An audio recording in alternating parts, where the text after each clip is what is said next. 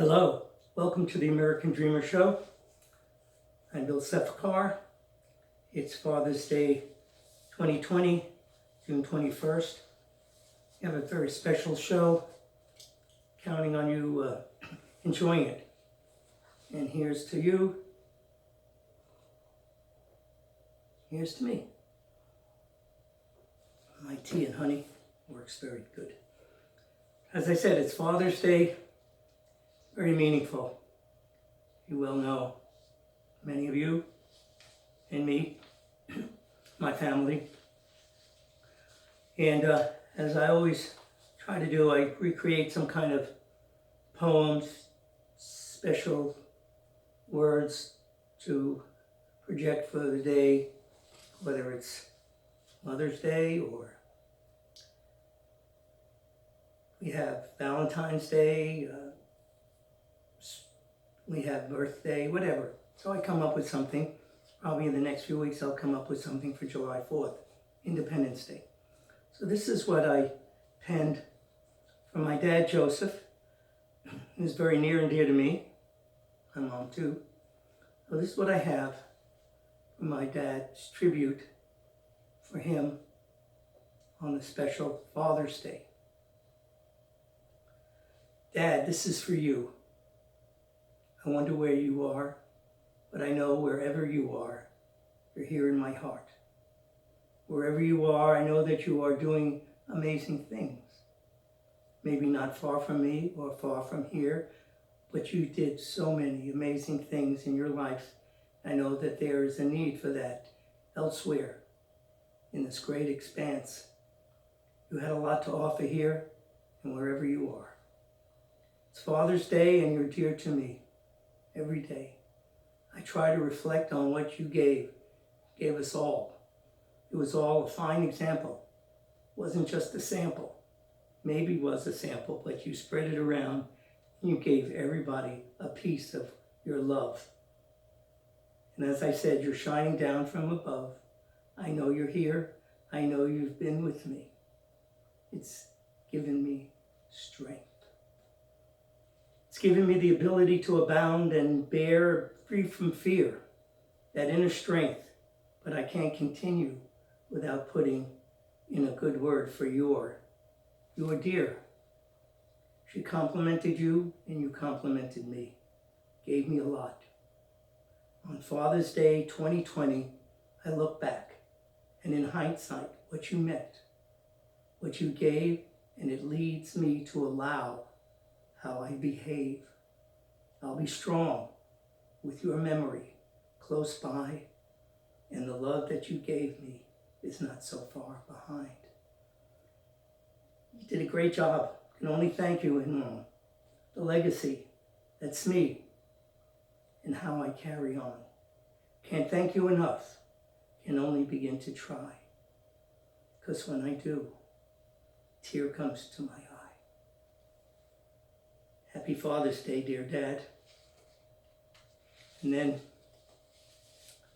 I got a little more carried away. So, dear Dad, how much you meant to me and still do. You're part of me, even though you set me free. I can't get too far without looking back, because it's a fact. What you gave to me, as well as others, a lot of love is all that matters. I carry it with me, I cherish it, and will take it with me to the heavens and beyond. Thank you. Okay, moving along. So this show is, a lot of things happened since the last we met. And I remember all the amazing things that's happened in the last 2 weeks that we had to deal with. There's been special outpouring of feelings. I welcome that. It's been part of me. And I know that many of you feel very close to what's been happening and have shown your support in many ways. And so it's been part of my life. I followed it a whole lifetime, such as Martin Luther King's I Have a Dream speech at the Lincoln Memorial rally, Washington. So much has happened. I worked a lot of these things and has had an effect on me. And matter of fact, I uploaded a statement that I felt was necessary because I believe in these wonderful people, these beautiful people that have been out there putting themselves on the line, in spite of the police lines that have been forcing things that they shouldn't be. Well, my heart goes out to them, and this is attributable to the cause because I've been very idealistic, and it goes back to my roots. And I have had many opportunities to be part of this. I spent a lifetime fighting against inequality and injustice. I happen to be the executive director of the People's Active and Community Effort called PACE at the University of Maryland when I was doing my undergraduate work there. And we would do tutoring. We'd go to different places, inner cities. And I also happened to be working at the Democratic National Committee, the DNC, which, would you believe, was at that time at the Watergate.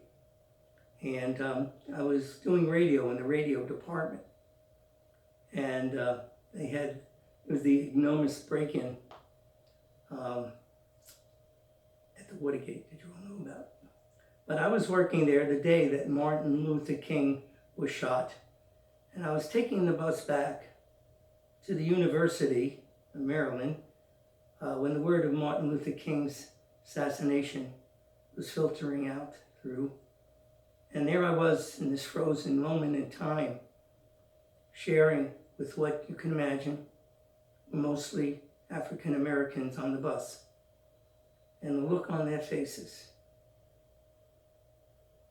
stunned, incomprehensible, in disbelief this could happen. Well, I made it back to the campus, and I was working with the students at the university who would be tutoring, going into Lincoln Heights project in Northeast Washington's inner city, Northeast Washington. And I made the decision after talking with the students, and they were in agreement. They all said, we need to be down there. It was gut-wrenching. And as I said, and we needed to be down there. Hopefully, we'd get back okay. So we all went down there. It was a very, very memorable, a life changer. There were 2 busloads of University of Maryland students. They went to their respective homes, working with their students and the children and with their families. They were well received in this trying, terrible time. As the reality set in, these families, they realized that their hero, their savior, had been taken from them. I made it an abbreviated session instead of the 2 hours for the tutors. With their students, we stayed an hour and a half. But everyone there thanked us, and we thanked them. We said our prayers, and we gave our hugs. Then turned back to the campus, to our lily white world, even though we were glad to get there and back. The very next day, Washington imploded and burned for a few days. Businesses, buildings, you know the scenario. Look back over 40 years, and hopefully what was learned, maybe not enough, but it did make a mark, an impression on me and those that were there, their families, and Hopefully those families were impressed by the students that went there to work with them. Well, things have had an effect on me in the years since then, and I'll try to make a change and make a difference, because that's what the American Dreamer show is about. I was so glad that the title came out, not just for the book, but it has to resonate. It has resonated throughout because of these young kids and students today that were born, spent their whole life here in the United States appreciated what they had with their families, trying to make a difference. Also, hoping to graduate, getting degrees, doing some amazing things. And this is the American dream. So while we need to pause and reflect on what's going on, as I said in the previous show, these are the times that try men's and women's souls. Surely we are being affected by everything coming at us in all directions. Whether the protests, pandemic, it's all part of the challenges that we're facing. I'm going to share something very special that happened to me since the last time we met. I talked to you about Colin Powell's amazing book that I had purchased. It worked for me. Well, I had the opportunity to send him my books. There were 3 of them. And I wrote some very nice inscriptions on them, very meaningful. And with some of the manuscript from my new book, it worked for me.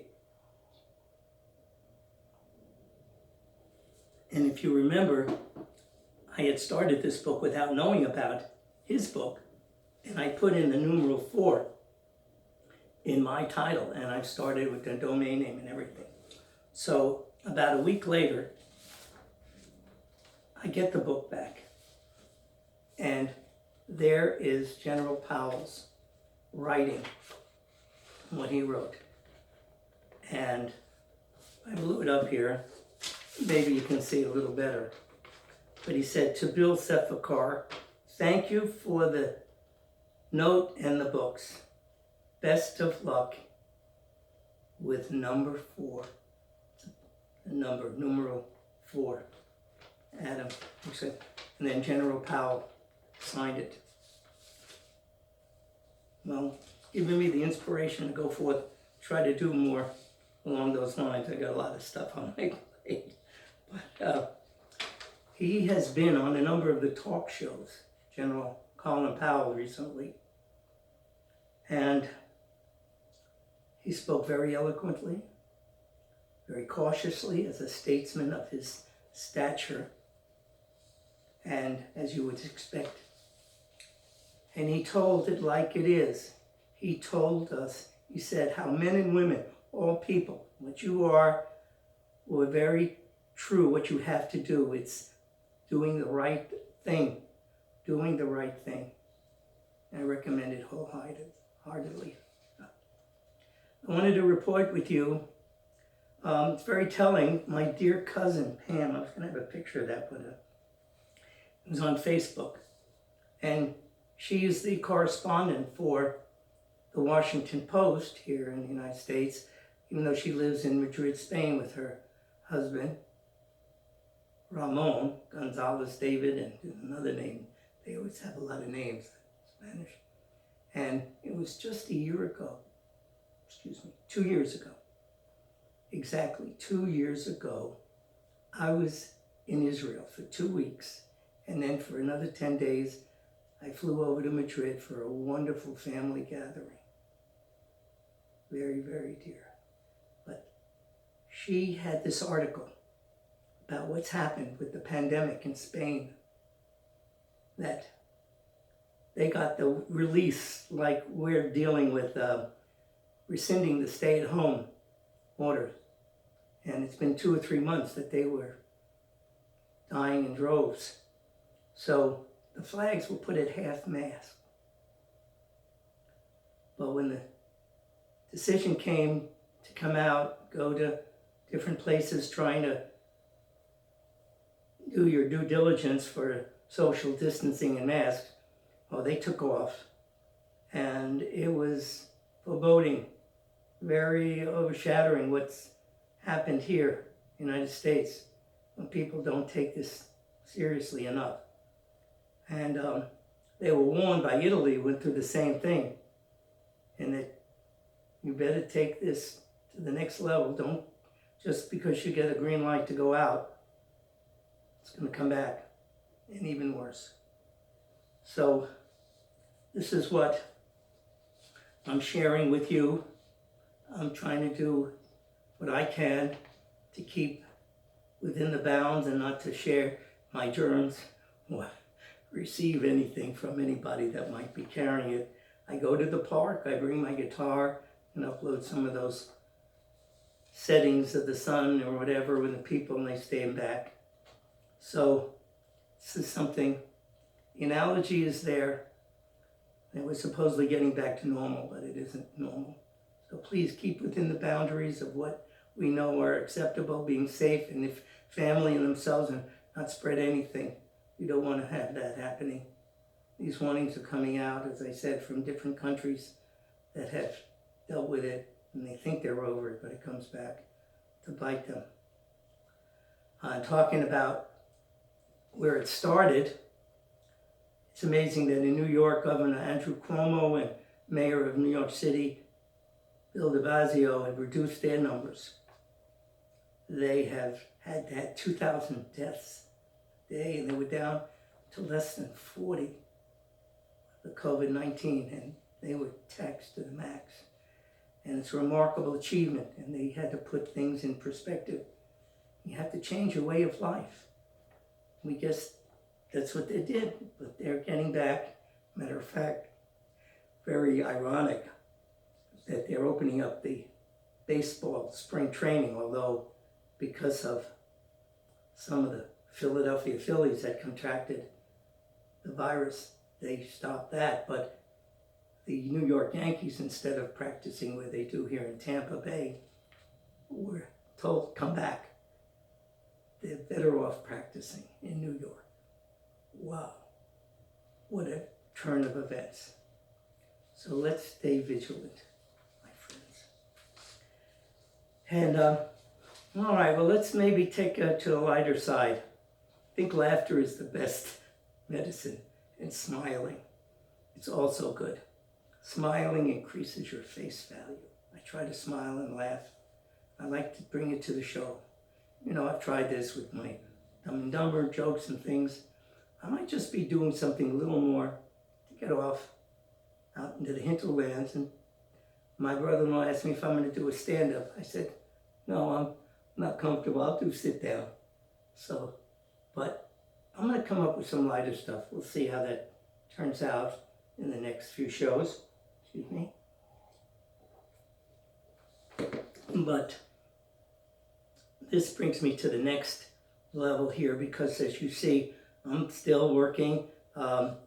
Corona-19 has taken its toll, and it's actually also affected at this juncture, sort of working in this new format. My producer, James Worley, has been nice enough to give me some input, and John Trackman Casimiro is giving me some tips, and even offered an assistant, young fellow, who I talked to, is going to be helping me on different projects. So I'm coming up with new ideas, and we'll see where we go from here. Everybody is reinventing themselves, as I like to say, and you got to be creative.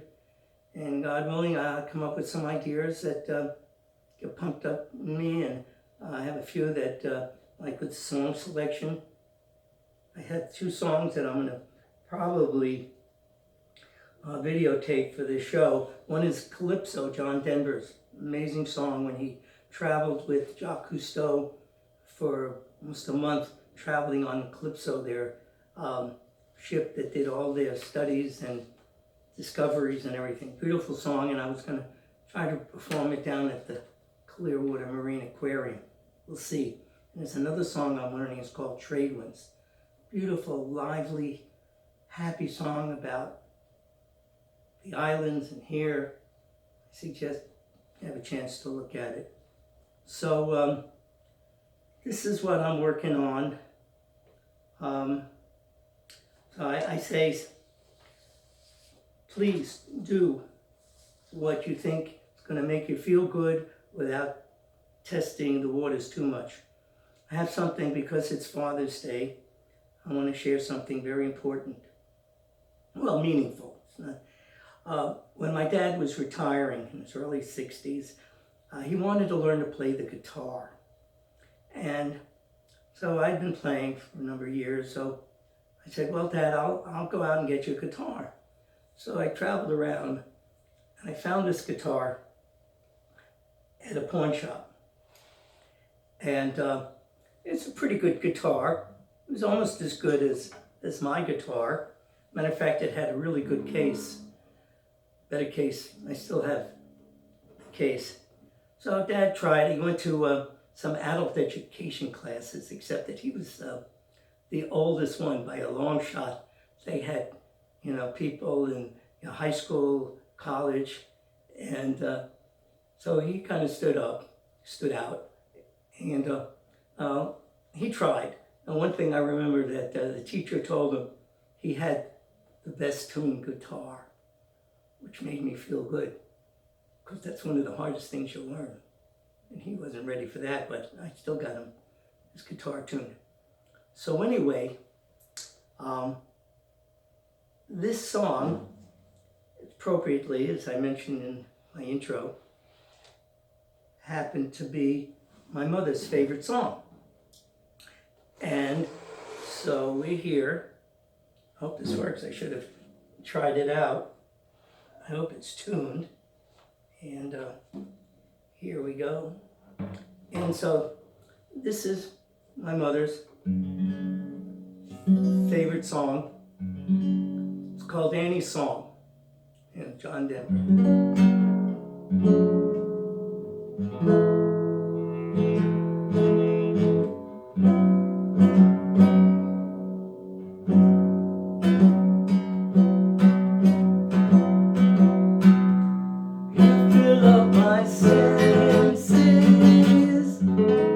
Like a night in the forest, like the mountains in springtime, like a walk in the rain, like a storm in the desert,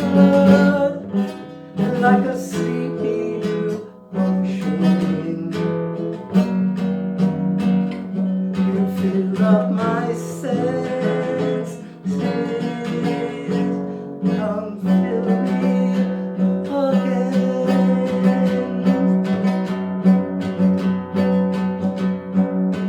Come let me love you, let me give my life to you, let me drown in your laughter. Let me die in your arms. Let me lay down beside you. Let me always be with you. Come, let me love you. Come, love me again.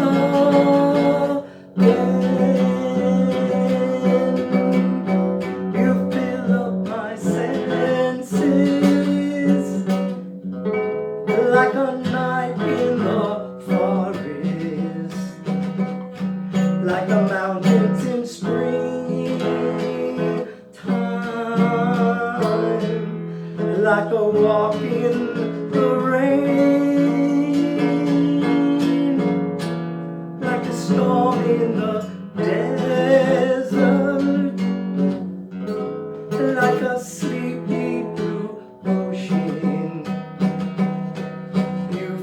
up my senses.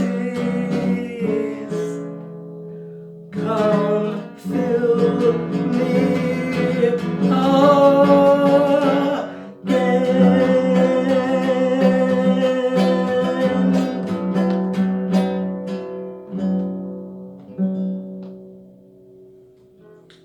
Okay, John Denver, one of his many, oh boy, I'm going to go online. I'm doing, not on the road, John Denver and Friends. In closing the show down, if it hasn't already, I had a couple of things that on Mother's Day we had the moments in nature. Well, these are just pictures, because I do have some moments in nature that I'm going to upload as part of this show. So for Mother's Day, as I might have mentioned, I bought some roses and I planted them. My mother, I think, would be proud. So this is these were really beautiful. They're called white roses, as you would imagine. And they were in my backyard. And I like this one. This is one of the ones I was really surprised. It's called Joseph's Colorful Coat. So I'm really glad about that. This one is an interesting one. It has white and red. It's called Icy Hot. Very nice. And I'll leave you with this rose. It's called the Peace Rose. So I hope there's something you could take with you on the show. And I'm so happy to be able to give out some of these things that mean a lot to me. And I wish I could hear from you. Maybe we can work something out in the future. Because I know we all have beautiful stories to tell and relate to. So we all one family. Now please, be well, be safe, so you can make more stories. And you can tell more stories. Bill Sefakar, please be good, be well, feel good. Thank you so much for being here and part of the American Dreamer Show. Many blessings. May the good Lord shine on you. Keep you safe.